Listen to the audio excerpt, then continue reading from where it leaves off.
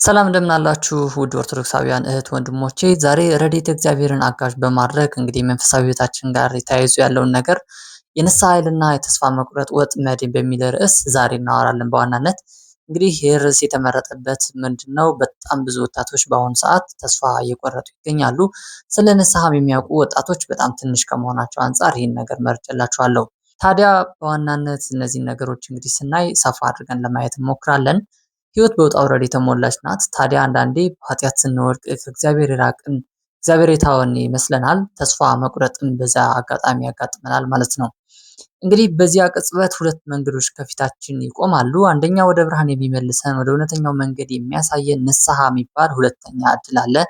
ሌላኛው ደግሞ ወደ ጨለማ ወደ ጥልቁ የሚወስደን ተስፋ መቁረጥ የሚባል ነገር አለ። ታዲያ እነዚህ ሁለቱ ነገሮች አንስተን በዋናነት ሰፋ አድርገን እናያለን። እስከ ቪዲዮ ፍጻሜ ድረስ አብራችሁን ቆዩ።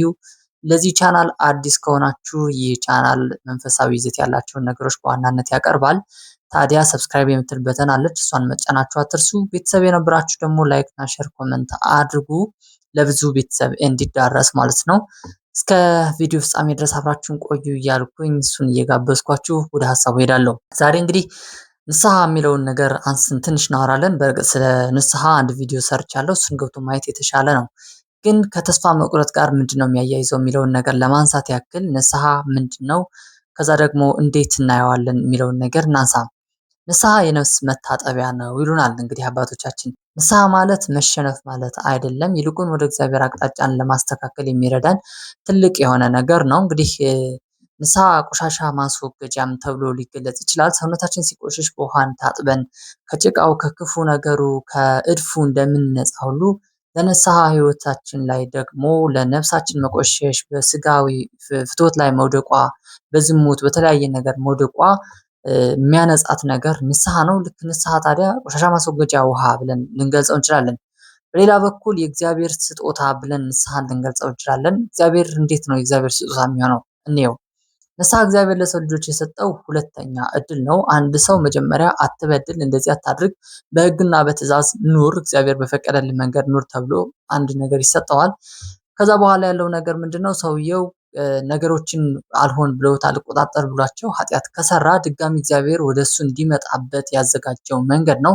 ታዲያ ይህ የእግዚአብሔር ስጦታ ብለን መግለጽ እንችላለን ማለት ነው። ለዛ ነው እግዚአብሔር አምላክ በንስሐ በወንጌል ሲናገር ንስሐ ግቡ አስሬ የሚነጋገረው ማለት ነው። ሌላኛው የውስጥ ሰላም ነው። እንዴት ሰላም ይሆናል? ብዙዎቻችን ሰላም የምናመጣው በገንዘብ ማጣት ሳይሆን በበደል በሸክም ነው። እንግዲህ ይታወቃል ሰላማችን ያጣነው አሁን ላይ የኢኮኖሚ ውድነቱ ወይም ደግሞ የኑሮ ውድነቱ እንዳለ ሆኖ ትልቁ ነገር ግን የሰው ልጆች በበደል መኖራቸው ነው። ለጭንቀትም ትልቁ ነገር እንግዲህ በዚህ ከበደል ጋር መኖሩ ትልቁ ነገር እና እሱን ነገር እናያለን ማለት ነው። ሸክም አውርዶ እውነተኛ እረፍት ይሰጣናል። አባቶቻችን በንስሐ ሕይወት በደላቸውን አራግፈዋል። ኃጢአታቸው ቅድመ እግዚአብሔር እንዳይደርስ አድርገዋል። ታዲያ እረፍት ይሰጠናል፣ እውነተኛ እረፍት ነው። ሌላው መጽሐፍ ቅዱስ ስለ ንስሐ ያለው ምንድነው የሚለውን ነገር ትንሽ አብረን አያይዘን እንየው። መጽሐፍ ቅዱስ እንግዲህ ከኦሪት ዘፍጥረት እስከ ራዕይ ባለው ውስጥ በጣም በብዙ እና በተደጋጋሚ ከሚያነሳው አንዱ ንስሐ የሚለው ቃል ነው። እንግዲህ በማቴዎስ ወንጌል ምዕራፍ 4 ቁጥር 17 ላይ የተገለጠ አንድ ቃል አለ። ጌታችን ኢየሱስ ክርስቶስ ወደ ዮርዳኖስ ሲመጣ በመጀመሪያ የስብከት ዘመኑ እንግዲህ በመዋዕለ ሥጋዌው ካስተማራቸው ትምህርቶች ውስጥ ነስሑ የሚል ነው። ንስሐ ግቡ፣ መንግስተ ሰማያት ቀርባለችና ንስሐ ግቡ በማለት ነበር የሚያስተምረው። ታዲያ ከዛ የመጣ ነው ዛሬ ዲያቆናት በቅዳሴ የሚያስተምሩን ነስሑ እስመ ቀርበት ይእቲ መንግስተ ሰማያት፣ መንግስተ ሰማያት ቀርባለችና ንስሐ ግቡ እያሉ ዘወትር የሚያውጁት ከክርስቶስ የመጣ ነው ማለት ነው። ማቴዎስ ወንጌል ምዕራፍ 4 ቁጥር 17። በሌላ በኩል በትንቢተ ሕዝቅኤል ምዕራፍ 18 ቁጥር 30 እስከ 32 ላይ እንዲህ የሚል ቃል አለ። ተመለሱ ከኃጢአታችሁም ሁሉ ንስሐ ግቡ፣ አዲስ ልብና አዲስ መንፈስ ለእናንተ አድርጉ። እንግዲህ እግዚአብሔር አምላክ ባወቀና በተረዳ መልኩ ድጋሚ ወደሱ እንድንመለስ ድጋሚ በድለን በዛ እንዳንቀር ንስሐ ሲያስተምረን በነቢያቱም በሐዋርያቱም አድሮ በተደጋጋሚ ይገልጻል። በሌላ በኩል ደግሞ በትንቢተ ኢዩኤል ምዕራፍ 2 ቁጥር 12 እስከ 13 ላይ አሁንም እንዲህ የሚል ቃል አለ። አሁንም ቢሆን ይላል እግዚአብሔር በፍጹም ልባችሁ ወደ እኔ ተመለሱ፣ ልባችሁ እንጂ ልብሳችሁ አትቅደዱ። ምናችሁ አትቅደዱ? በእግዚአብሔር ፊት እንግዲህ ክፉ ስናደርግ ወይም ደግሞ ክፉ ኃጢአት እንደመታን ስናውቅ ከእግዚአብሔር እንደራቅን ስናውቅ ማድረግ ያለብን ምንድን ነው? ልክ በማርቆስ ወንጌል ላይ ተጽፎ እንደምናገኘው ልብሳችሁን ቅደዱ ሳይሆን ልባችሁን ቅደዱ ይላል እግዚአብሔር አምላክ። ልባችሁን ቅደዱ፣ ልባችሁን ለእግዚአብሔር ስጡ፣ ወደ እግዚአብሔር ተመለሱ ሲለን ነው። በሌላ በኩል በሐዋርያ ስራ እንግዲህ በተደጋጋሚ የተነሳ ቃል ነው ንስሐ የሚለው ቃል። እነ ቅዱስ ጴጥሮስ በንስሐ እያስገቡ ያጠምቋቸው እንደነበረም ተገልጧል። እንግዲህ ከጌታ ፊት የእረፍት ዘመን እንድትመጣላችሁ ኃጢአታችሁ ይደመሰስ ዘንድ ንስሐ ግቡ ተመለሱ ይላል። ለኃጢአት መደምሰስ ትልቁ እና ዋነኛው ምክንያት በመጽሐፍ ቅዱስ አስተምሮ መሰረት እንግዲህ በእነዚህ በአራቱ ጥቅሶች በዋናነት ኃጢአታችን ለመደምሰስ የተዘጋጀልን ሁለተኛ መንገድ ነው ማለታችን ለዛ ነው። ሐዋርያት ሥራ ምዕራፍ 3 ቁጥር 19።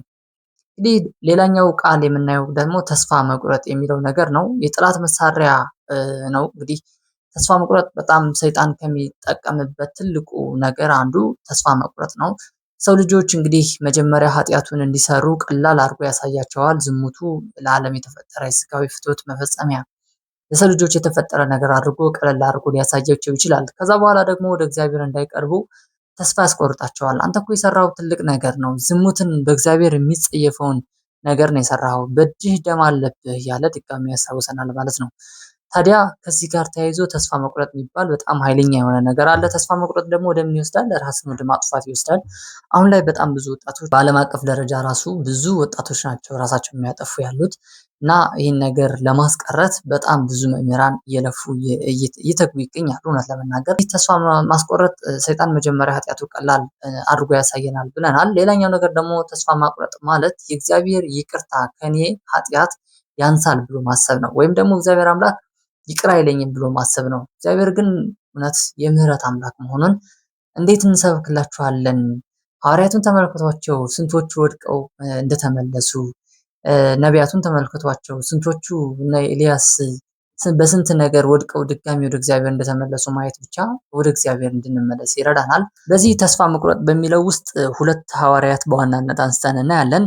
እነዚህ ሐዋርያት ቅዱስ ጴጥሮስና ታላቁ ይሁዳ ነው። እንግዲህ እግዚአብሔር አምላክ ከመረጣቸው ከ12ቱ ሐዋርያት የመጀመሪያዎቹ ጴጥሮስና ይሁዳ በተስፋ መቁረጥ ውስጥና በንስሐ ውስጥ እንግዲህ በዋናነት የሚነሱ ጴጥሮስና ይሁዳ ናቸው። እንግዲህ ስለ ይሁዳ በደንብ ታውቃላችሁ። የዮሐንስ ወንጌልን በማቴዎስ ወንጌልም ተጽፎ የሚገኝ ነው። በጸሎተ ሐሙስ ወይም ደግሞ በሐሙስ ምሽት እንግዲህ ጌታ ኢየሱስ ክርስቶስ ይሁዳ ንስሐ እንዲገባ ከኃጢአቱ እንዲጸጸት ያደርግ ነበረ። በተደጋጋሚ እግሩ ሲያጥበው በማዕድ ሲሳተፉ በአንድም በሌላ መንገድ የተናገረው ነገር ነበረ። ይሁዳ ግን ቸል አለ፣ ተስፋ ቆረጠ።